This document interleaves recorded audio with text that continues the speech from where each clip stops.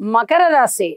మకర రాశి వారి నక్కని తొక్కారని చెప్పాలి. ఎంత అద్భుతమైన గ్రహస్థితులంటే ఈ వారం రోజులు కూడా వారికి చాలా అద్భుతంగా ఉంది. తృతీయ స్థానంలో శనిగారు బాగున్నారండి.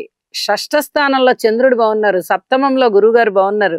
దశమంలో శుక్ర రవిలు బాగున్నారు. ఏకాదశంలో కుజ బుధులు బాగున్నారు. అంటే వారికి ఏంటి అసలు అన్ని గ్రహాలు బాగున్నట్టే.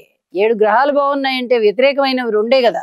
ఆ రెండింటిని కూడా వీరు దుష్ట ఫలితాలు ఏవైతే ఆ 2 గ్రహాలు ఇస్తున్నాయో వాటిని అధిగమించగలరు. అలాంటి పరిస్థితి కనిపిస్తోంది. వారిద్దరూ రాహుకేతువులే అవ్వడం గమనార్హం. ఇక్కడ రాహుకేతు పూజ చేసుకుంటే ఆటోమేటిక్ గా వారు ఇచ్చేటటువంటి దుష్ట ఫలితాలని దాటేయగలుగుతారు. కుటుంబంలో ఏదైనా చిన్నపాటి అనైక్యత కనిపించినా కృషి చెయ్యండి.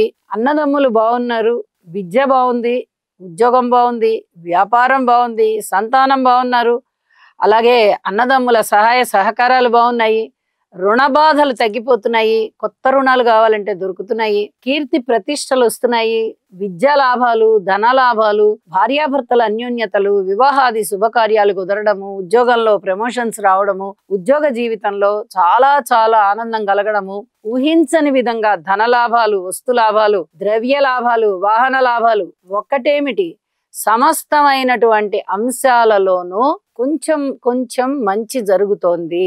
ఎవరికైనా ఇలా జరగట్లేదండి మీరు ఇంత గొప్పగా చెప్తున్నారు అంటే